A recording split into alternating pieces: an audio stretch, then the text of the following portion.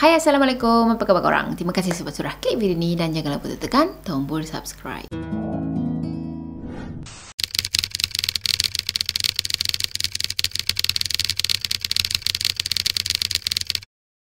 Okey, video kali ni saya nak sharekan satu pengalaman daripada seorang pengawal keselamatan yang jaga dekat sebuah rumah guru ataupun perumahan guru, macam itulah. Cerita tentang rumah guru ni teringat pula dekat sepupu saya. Sepupu saya pun cikgu juga dan dulu dia stay dekat perumahan guru jugalah. Yang saya cakap, anak dia ni boleh nampak benda tu dan berkawan dengan benda tu. Dan masa dia orang menetap dekat rumah guru tu, ya Allah, macam-macam hal yang jadi tau. Anak dia pernah cakap, "Ibu, kenapa rambut kawan ibu menggerbang macam gitu?" Kalau dia rasa macam sakit-sakit dalam perut ke apa. Lepas tu anak dia cakap lah yang ada kawan ibu tengah duduk atas perut ibu. Macam gitulah lebih kurang. Tak ke korang rasa macam creepy tu? Nasib baik dah juga kita ada anak pun, yelah, tak nampak lah benda-benda macam tu. Alhamdulillah lah. Okey, jadi cerita kali ni adalah cerita tentang pengalaman seram yang berlaku dekat Manan. Saya akan gunakan nama yang dia bagi dekat sini. Dan macam biasalah, cerita ni saya ambil daripada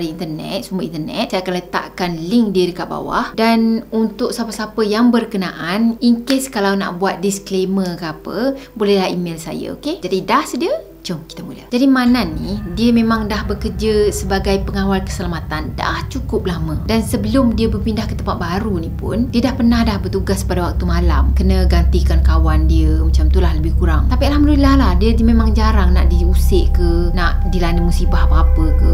Ada satu hari, Jamil ni minta tolong dengan Manan untuk gantikan dia bertugas pada malam esok. Katanya, "Nan, boleh tak esok kau tolong gantikan aku?" Dah Manan tanya, kenapa? Dah tu Jamil tadi pun bagi tahu lah yang anak dia ni demam. Dan baru je tadi lepas bini dia call, kata anak dia ni badannya masih lagi panas. So dia orang risau lah kan, nak bawa klinik ke apa kan. Jadi Manan ni pun macam, yelah, kesian lah dengan kawannya. Dia cakap, "Ya Allah, bahaya tu Mil. Tak apa-apa, jangan risau, aku ganti kau malam ni. Kau pergilah settlekan apa yang patut," macam tu kan. So Jamil ni pun macam tersenyum lah. Tapi katanya dalam tersenyum dia tu pun, dia rasa macam risau tau. Dah bila malam tu, dia pun duduklah dekat pos pengawal tu kan. Tengah duduk-duduk tu, dia rasalah macam, malam ni macam sejuk pula rasanya. Macam lain macam dia punya sejuk. Mungkin petang tadi hujan kot. Jadi sebab itulah sampai ke malam ni rasa macam sejuk, dingin macam tu je kan. Dalam duduk mengelamun tadi, tiba-tiba je ada seseorang tegur dia. Si Leman datang dan Leman pun tegur,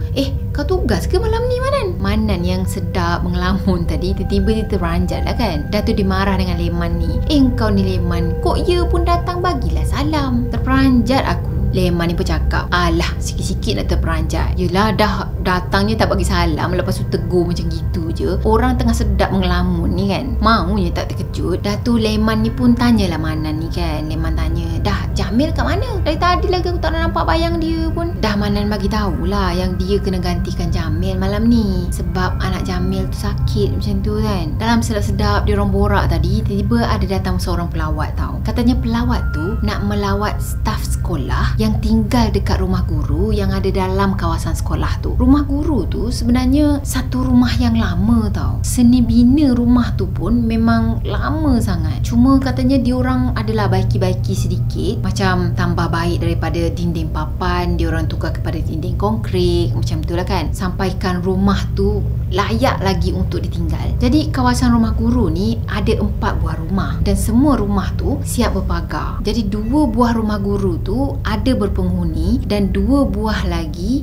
kosong. Katanya 2 buah yang tak berpenghuni tu macam gelap je, lepas suram macam tu. Dah pelawat datang tadi, Leman pun tanyakan lah kan, nak pergi mana, nak jumpa siapa, macam gitu kan. Dan pelawat tadi pun terang-terangkan apa yang yelah urusan dia semua. Leman pun bagilah pelawat ni masuk. Dah tu Leman tadi pun pergi duduk dekat dengan Manan balik. Dan dia buka cerita, "Manan, kau tahu tak, Manan masa tu tengah tulis buku laporan pelawat. Tapi dia berhenti kejap. Tahu apa?" dia tanya kan. Dan si Leman ni cakap, "Rumah guru tu ada berpenunggu tau." Dalam hati si Manan ni, sudah engkau Leman, nak melawak pun tunggulah waktu siang. Ini malam-malam ni, macam tu kan. So dia pun cakap lah dengan si Leman tadi. Cakap, "Engkau ni mengarut ni." Dah tu Leman bagi tahu lagi, "Betul Manan, kau tengok rumah guru yang hujung sekali tu, rumah yang itu tak ada siapa siapa pun yang boleh duduk. Manan tadi pun tengoklah kan ke arah rumah kosong yang dimasukkan tu, yang hujung sekali tu kan. Bila dia toleh je muka dekat rumah yang hujung sekali tu, dia rasa macam tiba-tiba je macam seram sejuk macam tu. Dah tu dia pun tanyalah, dah kenapa tak boleh nak duduk kat rumah tu? Sebenarnya Leman ni jauh lebih senior daripada Manan. Dia dah 5 tahun dah bekerja sebagai pengawal dekat sekolah ni. Jadi dia macam banyaklah cerita-cerita mistik ni yang dia tahu. Tambah pula kawasan sekolah dia ni dikelilingi dengan ladang kelapa sawit tau. Leman pun tanyalah kan,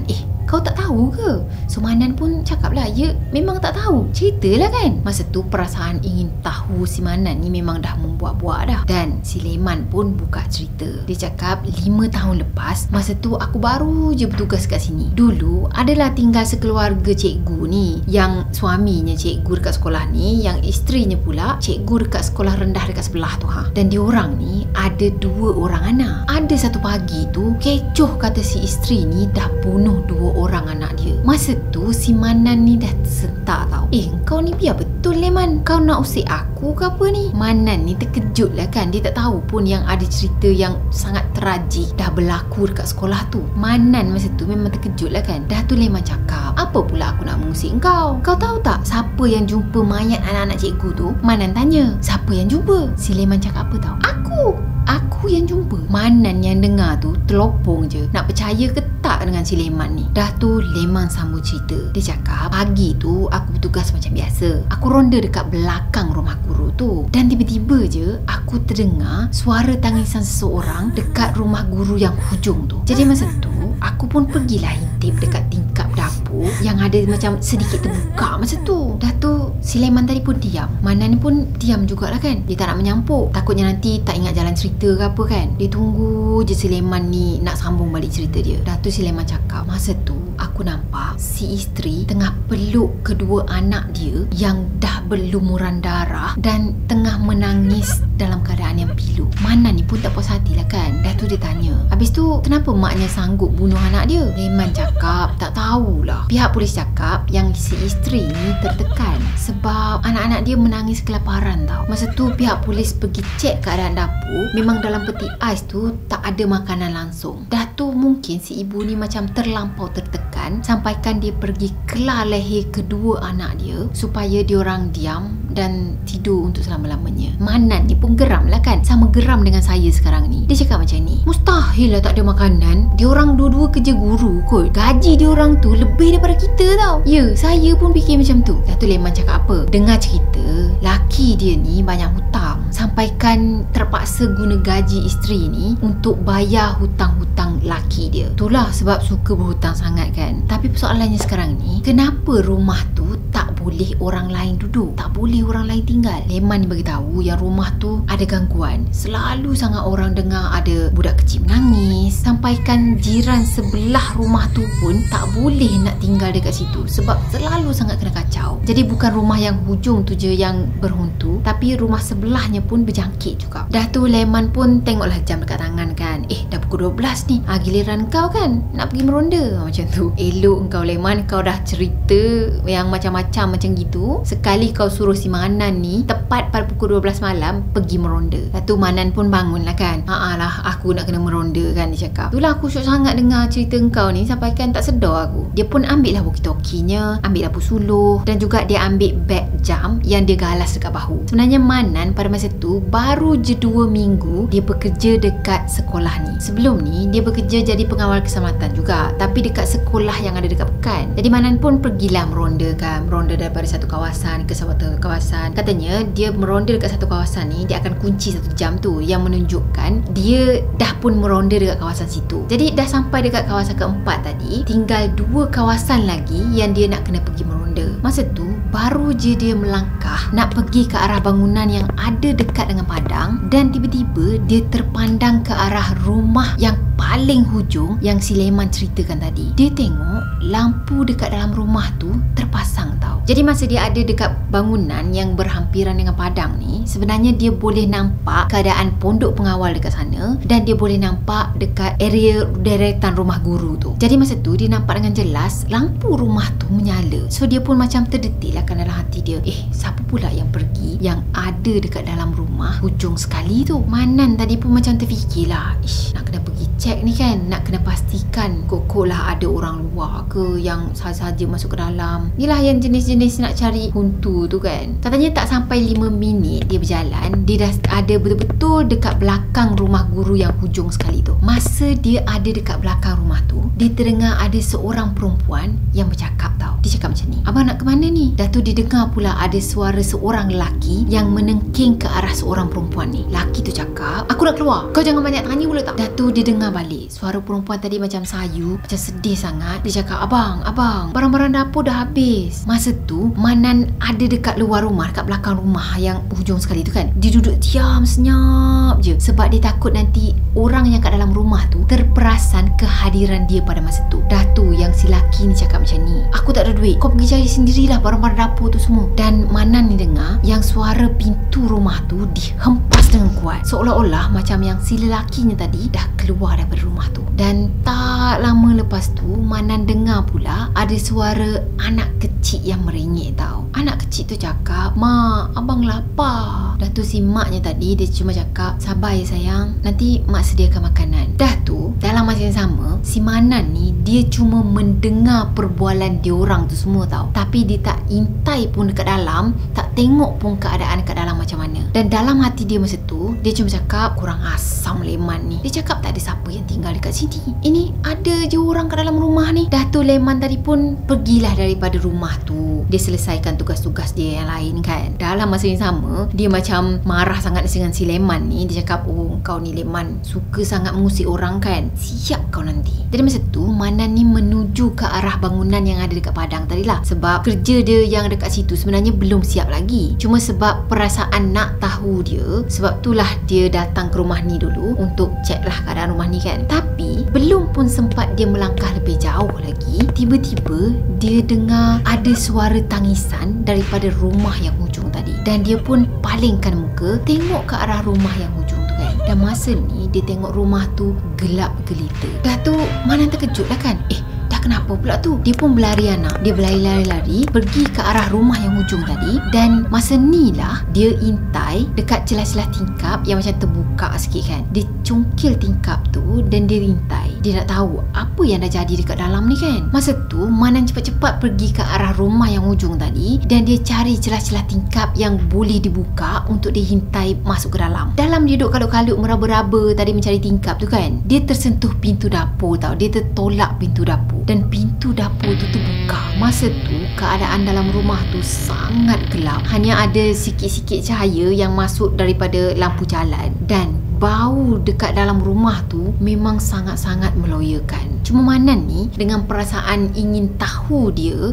gagahkan diri masuk juga ke dalam rumah tu. Dia cuma nak pastikan yang penghuni rumah tu okey, selamat. Masa tu dia keluarkan lampu suluh tadi yang dia pegang tu kan. Dan dia cuba untuk buka, tapi lampu suluhnya tak menyala tau. Sebenarnya tangisan yang didengar tadi dah berhenti dah. Tapi bila dia jejak je kaki masuk ke dalam rumah tu, bulu roma dia habis dah berdiri semua. Dan masa itulah dia terdetik dalam hati dia ni, kenapa aku rasa macam lain macam je ni. Masa tu dia nampak jugalah keadaan dalam rumah tu macam sama-sama macam tu je kan, sebab cahaya yang masuk pun daripada luar je. Dan dia tengok keadaan sekeliling rumah tu memang macam rumah yang dah lama sangat tak berpenghuni. Masa itulah dia rasa, sudah, ni dah lain macam dah ni. Menyesal pula aku masuk ke rumah ni kan. Dah, dia pun terus nak keluar daripada rumah tu lah, tak nak ada kaitan lagi kat situ. Dan tiba-tiba sebelum dia keluar je daripada rumah tu, sekali lagi dia terdengar suara tangisan datang daripada bilik sebelah yang ada dekat dengan ruang dapur. Jadi dia pun batalkan niat dia untuk keluar daripada rumah tu. Dia pergi ke arah bilik yang kata ada dengar bunyi tadi, dengan tangisan tu. Dan dia beranikan diri untuk perlahan-lahan buka bilik tu. Dia beranikan diri untuk tolak pintu tu. Dan bila pintu tu terbuka je, dia memang terkejut sangat sebab apa yang dia nampak ni bukanlah manusia. Ya, masa tu dia cakap Allahu Akbar, Astaghfirullahalazim macam tu kan. Dan apa yang dia nampak adalah sesosok tubuh yang berbaju kusam dan rambutnya pula menggerbang dan menutupi muka ni tau. Manan ni fikir muka kau mana macam tu kan. Dan dia jerit, "Kau setan!" Ya, makhluk yang dia nampak tu sebenarnya tak ada muka, tak ada wajah. Dan dengan sekelip mata je, makhluk tu mendekati Manan tau. Manan apa lagi, terus menjerit. Lepas tu lari daripada situ sampai tak cukup tanah dia lari tau. Masa tu Manan meracau-racau tau. Lepas tu si Leman ni pun kejut dengan Manan. "Manan bangun, Manan bangun," macam tu kan. Manan ni pula, "Kau setan, kau setan." Manan punya menjerit tu memang melampau sangat lah. Rupa-rupanya si Manan ni dia tertidur pada waktu senja tau. Leman tadi pun pergi ambil air sebotol. Dia curahkan air dekat tapak tangan dia. Dia baca-baca sikit dan dia usap dekat muka si Manan ni. Masa tu barulah Manan ni bangun daripada tidur. Dah tu Leman ni pun bebel lah kan. "Kau ni tidur waktu-waktu senja, kan dah ngigau?" Manan masa tu macam terfikir lah kan, oh rupa-rupanya ngigau. Oh ya ke, aku ngigau rupa-rupanya, macam tu kan. Perasaan dia baru je letak kejap je kepala, lepas tu terus tertidur. Dan yang hebatnya, dia boleh tertidur masa dia duduk atas kerusi tau. Tertidur sambil duduk. Memang hebat lah. Dah tu Leman ni cakap macam ni dengan Manan, "Manan, kau nak tahu tak?" Dan si Manan ni pun tanya, "Tahu apa?" "Rumah guru tu yang hujung sana, rumah tu ada penunggu tau." Manan yang dengar Leman cakap macam gitu je, dia terkejut tau. Sebab apa yang dia mimpikan tadi sebiji sama dengan apa yang Leman ni cakapkan sekarang ni. Masa tu dia fikir, biar betul. Jadi apa yang dia mimpikan tu, itu dah petanda ataupun semacam pengenalan benda tu dengan dia. Sebab dia memang baru je kerja dekat tempat ni. Okay, saya harap korang sukakan video ni. Dan yelah, cerita kali ni memang agak-agak macam cerita filem, cerita novel sikit. Tapi ini berdasarkan kisah benar. Cuma dia tuliskan balik sesuai dengan pembaca website dia lah kan. Jadi saya rasa sampai di sini dulu untuk video kali ni. Saya harap korang sukakan video ni. Dan macam biasa, kalau korang sukakan video ni, jangan lupa tekan tombol like, komen, share dan juga subscribe. Jumpa lagi di next video. Bye-bye. Assalamualaikum warahmatullahi wabarakatuh. Bye.